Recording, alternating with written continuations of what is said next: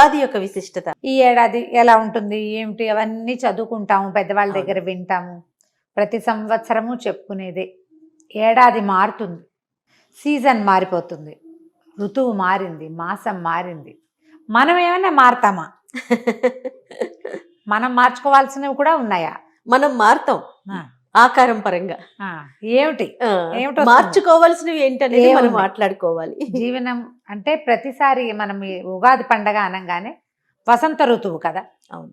మళ్ళీ సంవత్సరం మొదలవుతుంది, దీంతో కొత్త ఋతువు వస్తుంది. మధుమాసం అంటాం. మధుమాధవ మాసాలు రెండు. ఇది వసంత ఋతువు. మధుమాసం అంటే చైత్రమాసం, మాధవ మాసం అంటే వైశాఖ మాసం. ఈ 2 మాసాలు కలిపి ఈ ఋతువుగా నిర్ధారించారు. ఇప్పటిదాకా అంటే ఇది వరకు ఈ పండగ వస్తూనే చిన్న చిన్న పిందెలు, చిటిపొట్టి పిందెలు, మామిడి పిందెలు కనపడే. ఇప్పుడు ఆవకాయకి సరిపడా ఆ మాత్రం కాయలు, రమ్మగారు పళ్ళు కూడా వచ్చేస్తున్నాయి, పళ్ళతో సహా వచ్చేస్తున్నాయి. అంటే కాలంలో మనకేంటంటే సీజన్స్ కూడా స్పీడ్ అయిపోతాయి, పరుగు పెడుతున్నాయి మనతో పాటుగా. అవి కూడా రోజులు వాటంతట అవి వెళ్తూ ఉంటాయి. కాకపోతే ఆ రోజులు ఋతువుల్లో రావాల్సిన మార్పులు కొంచెం ముందుగానే కనపడుతూ ఉంటాయి. కానీ వసంత ఋతువు వచ్చేసరికల్లా ప్రకృతి అంతా శోభాయమానంగా మారిపోతుంది. చిగుళ్ళు పెడతాయి, పూతలు పెడతాయి, మా కోయిలలు కూస్తూ ఉంటాయి. నేను ఒక నెల క్రితం నుంచే వింటున్నాను కోయిల కూత. మా ఇంటి దగ్గర ఒక మామిడి చెట్టు మీద కూస్తూనే ఉంటుంది, అదే పని మీద ఉంటుంది అది. సో సీజన్ని బట్టి మనం కొన్ని పద్ధతులు, కొన్ని ఆలోచనలు, కొన్ని అవగాహనలు అవి మార్చుకోవాలి. ప్రతి సంవత్సరం నూతన సంవత్సరం ఉగాది అనగానే పండగ రోజు ఏం చేయాలి, ఏం చేయకూడదు? అభ్యంగన స్నానం చేయాలి. అయితే మనం మామూలుగా చెట్ల ఆకులు అవి వేసుకుని స్నానాలు చేసే పద్ధతి ఈ పండగకు ఉండదు. మనం రథసప్తమికి కూడా మన జిల్లేడు ఆకులు పెట్టుకున్నాం కదా. మామూలుగా పల్లవాలు అంటారు చూడు, మర్రి, రావి, జువ్వి, మేడి, మామిడి అలాంటి ఆకులని నీటిలో వేసుకుని చేస్తే ఔషధ స్నానం లాగా అవుతుందని మంచిదంటారు. దొరికితే ఏమైనా 2 ఆకులు వేడి నీళ్ళల్లో వేసుకుని ఆ నీటితో స్నానం చేయటం కుదిరితే. లేకపోతే చక్కగా పెద్దవాళ్ళు చిన్నవాళ్ళకి నెత్తి మీద నూనె పెట్టి చక్కగా దీవించి ఆయురారోగ్య ఐశ్వర్యాలతో ఉండాలని, అమ్మకడుపు చల్లగా ఉండాలని దీవించి నూనె రాయటం, అభ్యంగన స్నానం చేయటం, ఉదయమే పొద్దున్నే స్నానం చేయటం. తర్వాత ఏమో నింబఫల భక్షణం అంటే వేపూత తినడం. పూతని పూతగా తినం కాబట్టి ఆ పూతతోటి షడ్రుచుల మేళవింపుతోటి ఉగాది పచ్చడి చేసుకోవటం, పచ్చడిని స్వీకరించటం, దైవ ధ్యానం, దైవ ప్రార్థన, దైవ పూజా విధానము అన్నీ చేసుకోవటం. దాంతోపాటుగా చక్కగా షడ్రసోపేతమైన రుచికరమైన పదార్థాలని తయారు చేసుకుని దేవుడికి నివేదన చేసుకోవటం. మన ఆరాధ్య దైవం ఎవరో, మన ఇంట్లో పూజా విధానం ఏమిటో దాన్ని బట్టి. తర్వాత ఆహార స్వీకారం మంచిది. ఏమనాలి దీన్ని? పంచభక్ష పరమాన్నాలు, నవకాయ పిండి వంటలతోటి భోజనం చేయటం. తర్వాత సాయంకాలం లేదా మధ్యాహ్నపు వేళైనా మనం పంచాంగ శ్రవణం చేయటం మన విధిగా ప్రతి సంవత్సరము చెప్పుకునేదే. ఋతువు మారుతుంది, చెట్లు పాత ఆకుల్ని రాలగొట్టేసుకుని ఉంటాయి ఆల్రెడీ, కొత్తగా చిగుర్లు వేస్తాయి, కొత్తగా పూత వస్తుంది, కొత్తగా కాపు వస్తుంది, అన్నీ కొత్తవే. ఎండాకాలం మొదలైపోతుంది, సూర్యుడు తేజస్సు పెరిగిపోతుంది. చైత్రం రాగానే మొదలు కరకరలాడే ఎండ మనకు ఒక 15 రోజుల క్రితం నుంచే కరకరలాడుతుంది.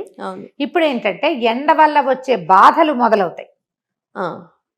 దీన్ని సబ్సైడ్ చేయటం కోసం, ఎండాకాలంలో వచ్చేటువంటి రకరకాల అనారోగ్యాలని తగ్గించుకోవటం కోసమే మనం ఈ వేప పూత తినటం, వేప చెట్ల గాలిని ఆస్వాదించటం, మామిడి రెమ్మలతో పాటుగా వాకిలికి తోరణాలు కడతాం, మామిడి రెమ్మలు వాటితో పాటుగా వేప కొమ్మలు కూడా కట్టుకోవటం.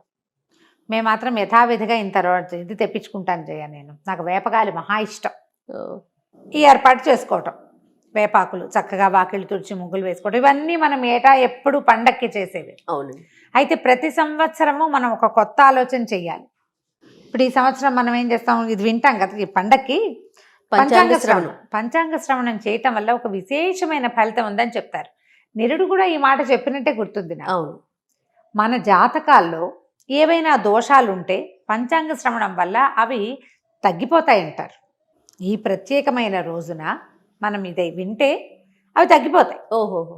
మనకేవో గ్రహ దోషాలు ఉన్నాయి, ఎవరో గురువు నీచంలో పడ్డారు, ఇంకోళ్ళు ఎవరో ఉచ్చంలో పడ్డారు, వాళ్ళు ఉచ్చంలో ఉండి వీళ్ళ నీచంలో ఉన్నా మనకి సమస్యలు వస్తాయి.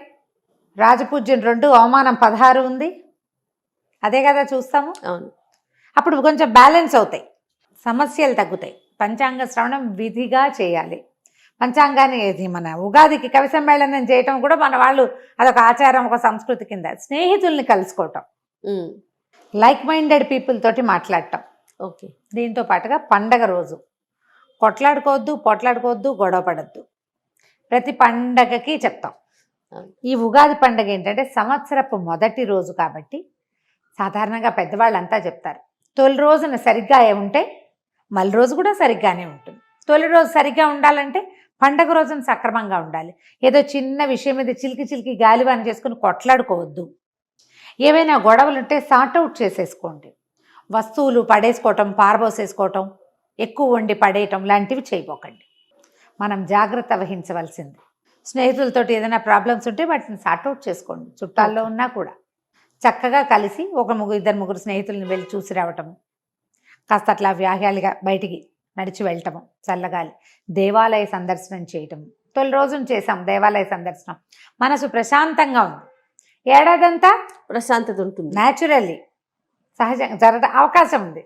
లేదా మనకే ఏదైనా గొడవ వచ్చినా పండగ రోజున హాయిగా ఉన్నాం, ఇవాళ ఏమిటి ఇలా ఉన్నాం అని సర్దుకుంటాం. కనీసం సర్దుకునేందుకు అవకాశం ఉంది. మైండ్ సెట్ ఇట్లా ఉంచుకోవాలి. ఈ చెట్లు ఎలాగైతే కొత్తగా చిగురులేసి మళ్ళీ పూయటానికి కాయడానికి సిద్ధపడతాయో అలాగే మనం చేసిన తప్పులు ఏమైనా ఉంటే వాటిని వెనక్కి వదిలేసి మళ్ళీ జీవనారంభానికి చూసుకోవాలి. మనకు ప్రకృతి అదే కదా చూపిస్తుంది. ఏటా చూస్తాం, కానీ మనం ఏం చేస్తామంటే తప్పు నెమరేసుకుంటూ ఉంటాం, గుర్తు చేసుకుంటూ. పొరపాట్లు తప్పులేమో పునరావృతం చేస్తాం, దుస్సంఘటనలేమో ఎంతసేపు నెమరు వేసుకుంటూ ఉంటాం, పోట్లాటలు నెమరేసుకుంటాం. మానేయాలి. అది ఏది ఆగదు, కాలము ఆగదు. ఆగని దానికి ఎందుకు మనం వెనకది చెప్పుకుని మన పెళ్ళైనప్పుడు అంటుంటారు 30 ఏళ్ల క్రితం అయిన పెళ్లి రోజు 30 ఏళ్ల క్రితం జరిగింది, అప్పుడు ఏదో అయ్యింది, ఇంకా ఎన్నాళ్ళు చెప్పుకుంటారో. ఏవో స్వీట్ నథింగ్స్ అయితే చెప్పుకోవాలి, గొడవలు కొట్లాట్లు ఎందుకు అనవసరంగా, మనసు పాడు. ప్రస్తుతపు ఇది కూడా పోతుంది కదా. ఈ పని చేయబోకండి. వేపపూత తప్పనిసరిగా పిల్లలకు కూడా స్వీకరించేలాగా చేయండి. షడ్రుచుల సమ్మేళనమే జీవితం. ఉప్పు పులుపు, తీపి కారం, చేదు వగరు. చేదు తిన్నాక వగరు మిగులుతుంది, అవును కదా. కానీ మనకు తెలుస్తుంది. ఈ చేదుని వగర్ని కూడా మన జీవితాల్లో కలుపుకోండి. అన్నీ స్వీకరించాలి. ఎందుకంటే ఈ కాలంలో ఏంటంటే ఒకరోజు కింద అవుతుంది, ఒకరోజు మీద అవుతుంది. పగలు రాత్రి లాగానే జీవితంలో ఇన్ని రుచులు వస్తూనే ఉంటాయి. ఏదైనా ఒకే రుచి ఉండిపోదు ఎల్లకాలం, ఒకదాని తర్వాత ఒకటి ఉంటుంది కదా. అందుకని ఈ షడ్రుచుల సమ్మేళనమైన పచ్చడిని ఇప్పుడు తినిపిస్తారు. మనం ఏటా ఇవే మాటలు, ఇవే కబుర్లు, ఇదే విషయం మాట్లాడుకుంటూ ఉంటాం. ప్రతి పండగ రోజున అభ్యంగనం చేయాలి, ఇలా మంచి మాట్లాడుకోవాలి, దేవతార్చన చేయండి, భగవత్ సాన్నిధ్యంలో కొంచెం సేపు గడపండి, ఇంటిల్ పాది చక్కగా స్నేహంగా ఉండండి. చెప్తూ ఉంటామా, చేస్తూ ఉంటున్నామా లేదా, అదే ఆలోచించుకోవాలి. అది కదా ఆలోచించాలి. ఆలోచించండి. పండగకి 2 రోజుల ముందు నుంచే మనం ప్రిపరేషన్ మొదలు పెడతాం కదా. ప్రిపరేషన్ చేసేటప్పుడు ఏం చేస్తాము, నీట్గా లేని దాన్ని సరి చేసుకుంటాం. ఇల్లు ఉడిచేస్తాం, తుడిచేస్తాం, ముగ్గులు పెట్టేస్తాం, వాకిళ్ళకి చక్కగా పసుపులు రాస్తాం, తోరణాలు కడతాం, కొత్త ఇవి అలంకారాలు చేస్తాం, దుప్పట్లు గిప్పట్లు అన్నీ కొత్త వేసుకుంటాం. కొత్త బట్టలకి చాలా మంచిది ఉగాది పండగ. కొత్త బట్టలకి పసుపు పెట్టి చక్కగా కొత్త బట్టలు వేసుకుంటాం. ఇవన్నీ కొత్తవి చేస్తున్నాం కదా, ఇవన్నీ బాగు చేస్తున్నాం కదా.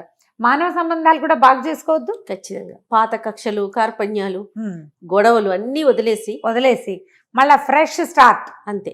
నేను ఒకనే స్టార్ట్ చేస్తే సరిపోతుందంటే లేదు, వాళ్ళకు కూడా చెప్పండి. అందరికీ ఇదే మాట. అంతే కదా.